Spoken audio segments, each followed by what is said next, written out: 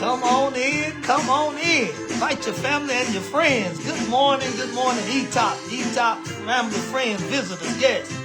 Come on in. This is another wonderful worship in the Word on this Sunday morning. I'm going to sing a little song, Hold to His Hand, God's unchanging hand, and get right into this Word.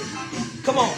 Let us hold to His hand, God's unchanging hand. Let us hold to His hand, God's unchanging hand. You ought to build your hopes on things eternal. Let us hold to God's unchanging hand. You ought to build your hopes on things eternal. Let us hold to God's unchanging hand.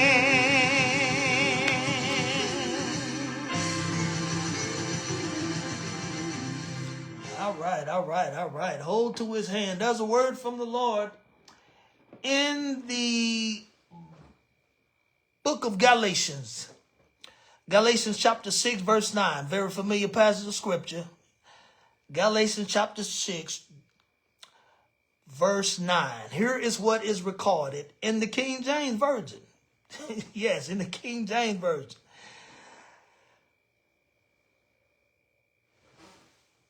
Some of you are familiar with the BV version, but I'll be reading for the King James Version this time. Invite your family and friends. Tell them come on, get on. Don't wait till it's not live. Yeah, you can watch it later, right?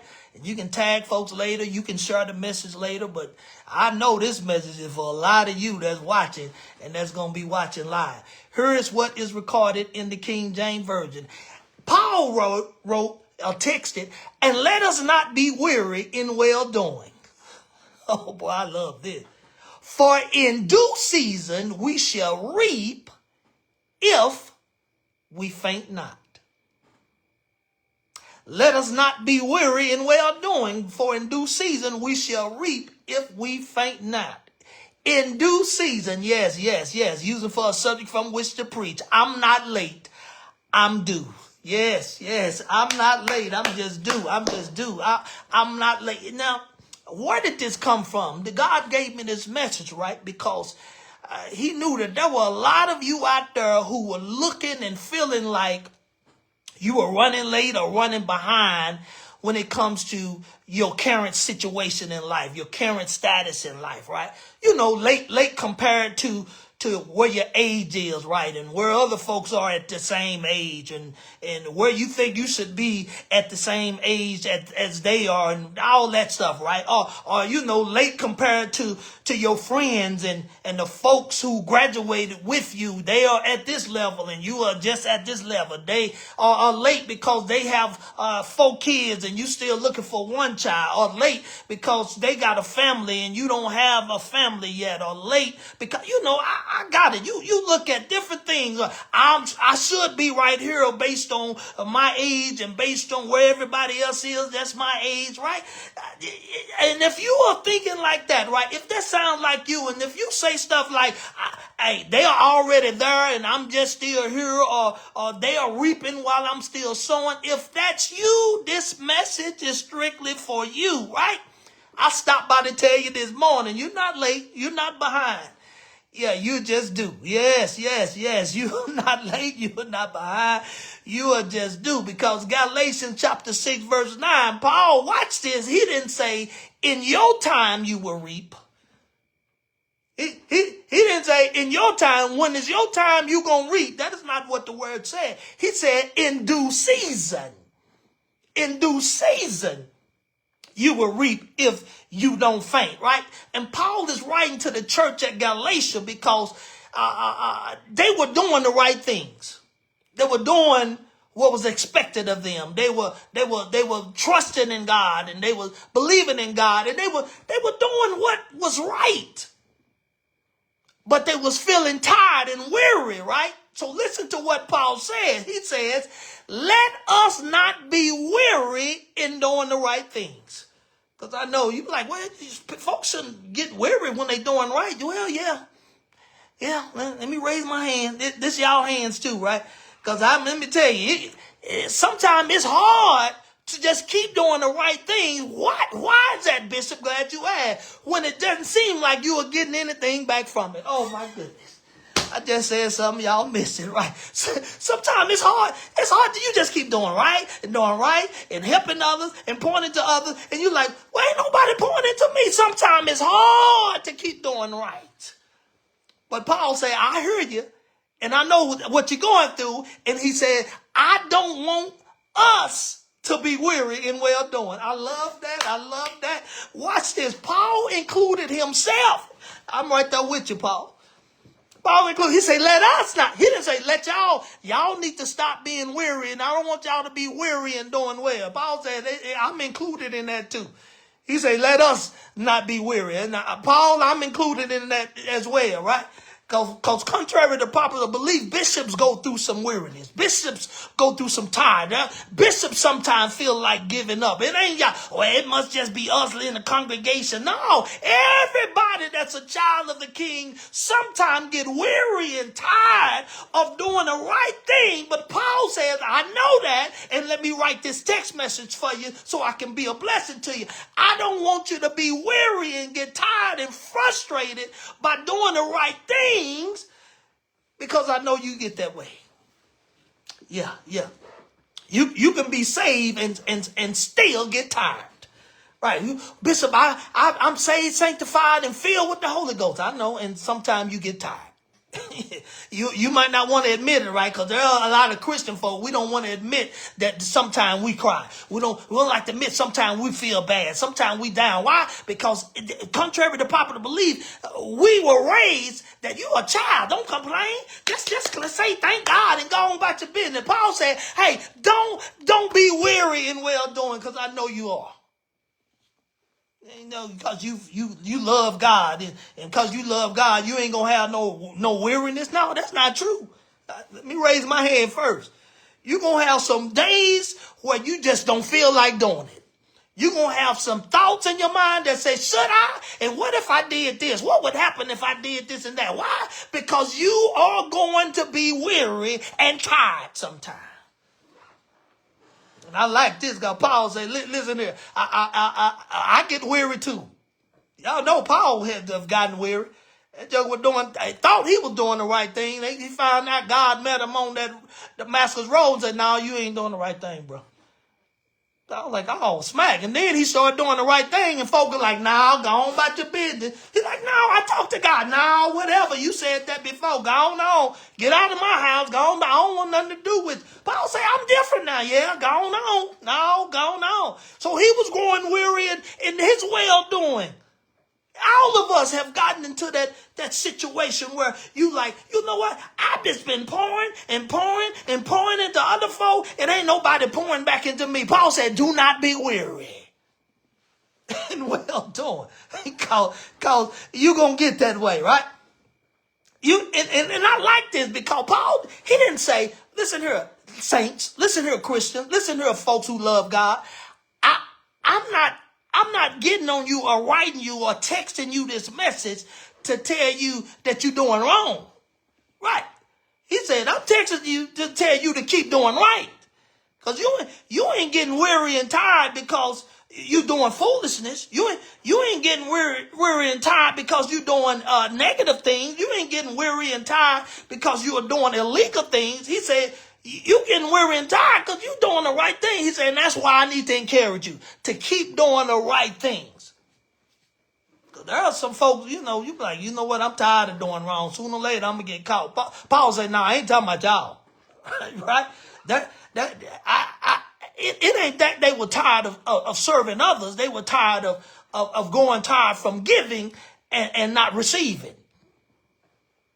They weren't tired from pouring into others. They were tired of pouring into others when they weren't having nobody pouring to them, right? They weren't tired of offering servitude or giving service to other folk. They were just tired of giving service when folk were taking them for granted while they giving service. And Paul said, listen here, I know Galatia. I know what y'all going through, E-Top. I know what y'all going through, family friends. He said, do not be weary while you doing the right thing, because the enemy want to come to you and say, you just going to keep doing right. You ain't getting nothing for it.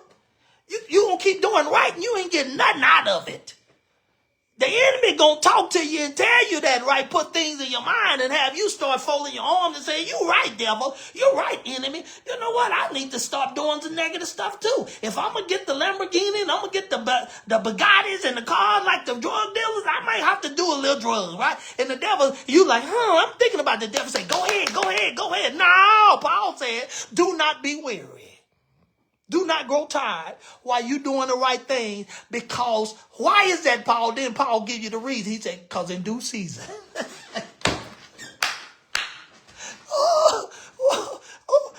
He said, listen here. I'm telling you the reason why. I ain't going to tell you just don't be weary. I'm going to tell you don't be weary and tired, but I'm going to tell you the reason why I don't want you to be weary and tired. Listen here. In due season. See, let me help somebody. Due season is not just a random time. Due season is not just a time just thrown out there, right? Just made up. No, it's an appointed time. It's a set time. It's an arranged time. It's a scheduled time on God's calendar. And here's the deal. You may not see God's calendar, right? He's like, I don't see it. What? No, it's only on God's calendar, right? Right. It's on God's calendar, and I promise you, you are on there. Right? Watch this. Paul didn't say it in the summer. He didn't say in the winter. He didn't say in the spring or the fall, right? Because those are seasons, right?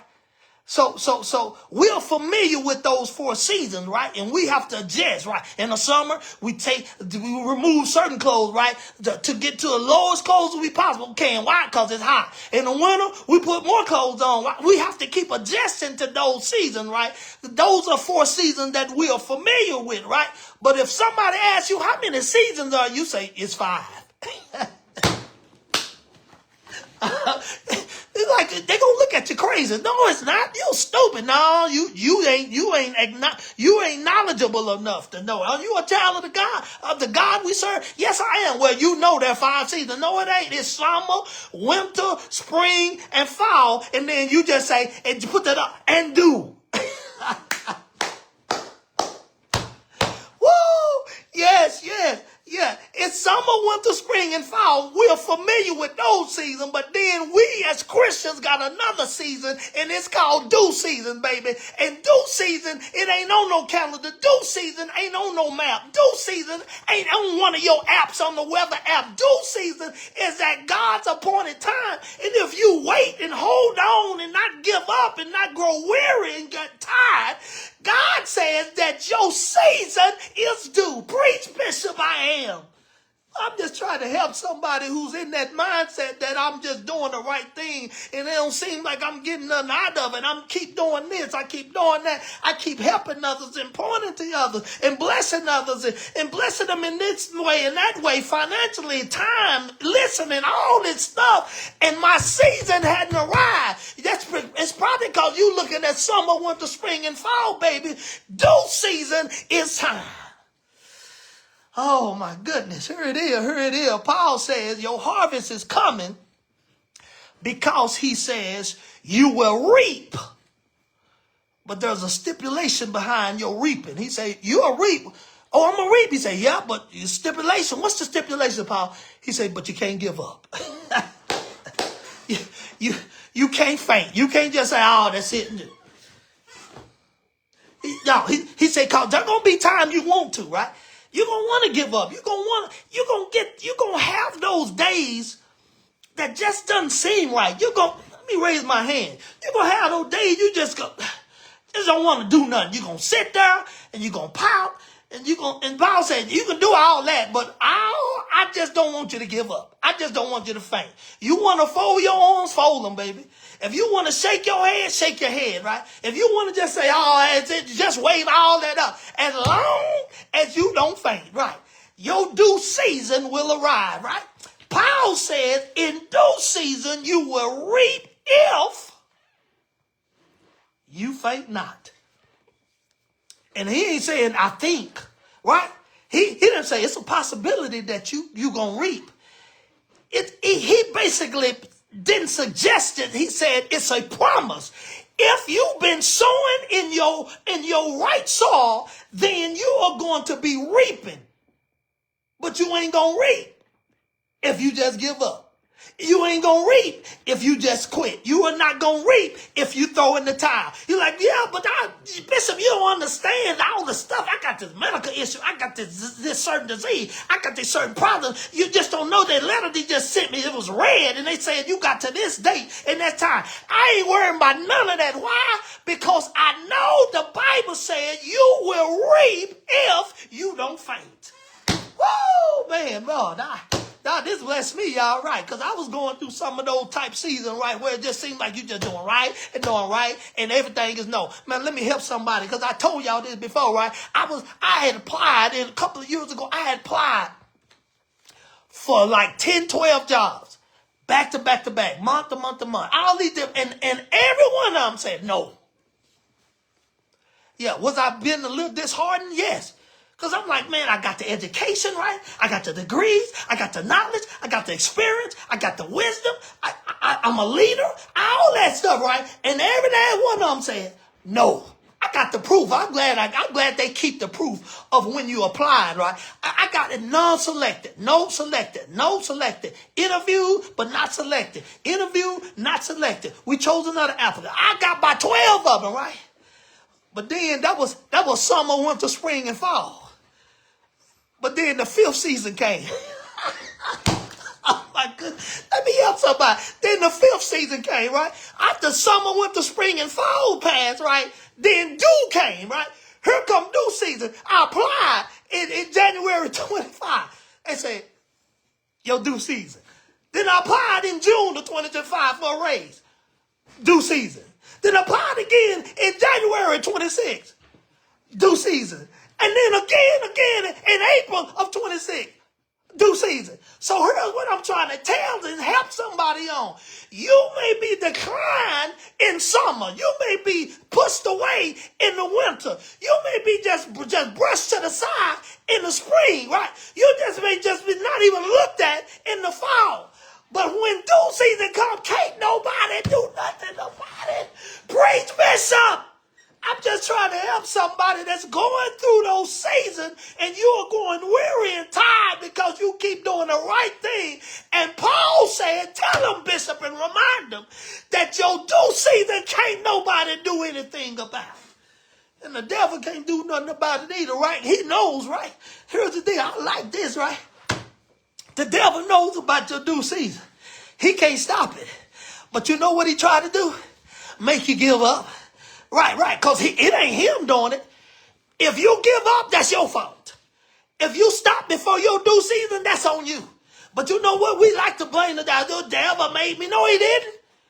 Yeah, he may have put it in your ear, but you got the power, right? Greater is he that is in me than he that is in the world. You got the power to overcome what that joker put in your ear. It's up to you to say, go on about that business. Go on with that nonsense, devil. Get out of here with that nonsense. You better get out of here with that bull junkie, right? That bull stuff, that bunch of stuff. Get out of here with that. Ain't gonna count. I know what you trying to do. It ain't gonna work. I ain't giving up. Why? Because I'm waiting on the due season.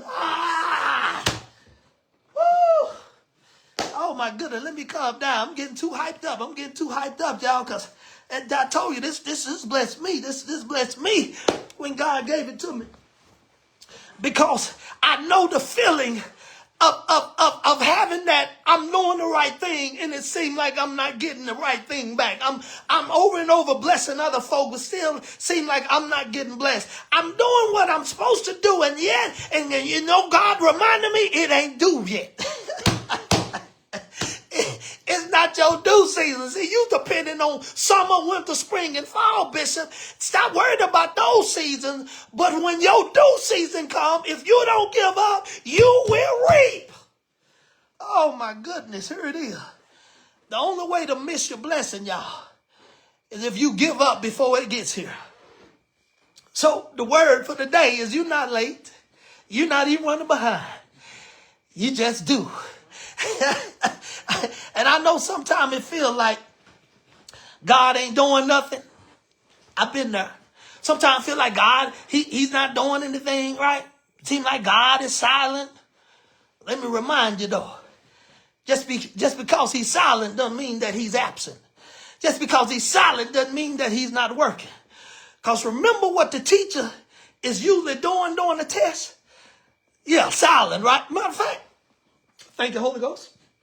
Y'all remember, for those of you who've been in school or have children in school, grandchildren in school, and you have gone to the school on the day that they were testing, do y'all remember what they have on those doors? On the classroom doors? Anybody? Anybody? Oh man, I'm getting hoarse. I'm getting too hyper. But y'all remember what they have on the doors, right? They say quiet or silent. Testing is in progress. Oh my goodness. Oh my goodness. Oh my goodness. Because I know a lot of people like, wait a minute, it seems like God ain't around. I ain't heard nothing. I hadn't seen anything. It seems like God say, shh. Testing. Oh, shh. Testing is in progress. Testing in progress. Y'all remember those things on the class? They still do them today. You go to a school while they taking a test, and you will see them having that same message on the door. Shh, quiet. Why? Because testing is in progress. Due season is when God says, enough has been planted. Right? Just keep on planting, right? Don't stop planting.